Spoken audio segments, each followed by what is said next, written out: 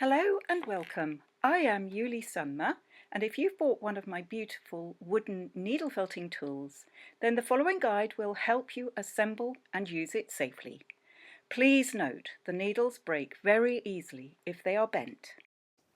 Remove everything from the tube and take a needle and insert the hook end into one of the holes in the plug, with the pointy end facing the fat end of the plug. Now insert 2 more needles, leaving the spare in the felt.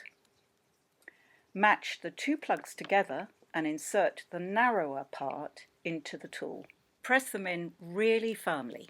Now let's look closer at the needles. They're really sharp, so always be mindful of where your other hand is when you're needling. They are barbed, and you can needle up to approximately 2 centimeters down, which is what you will be doing to tangle the fibers into the felt. Hold the tool with your index finger on the top, not like this, because you'll strain your hand and you'll have less control. The tool should always be left in the pad like this when you're not holding it, to stop it rolling off the table and breaking the needles. If you do break a needle, always find both pieces and wrap them up into the tape to put in the bin.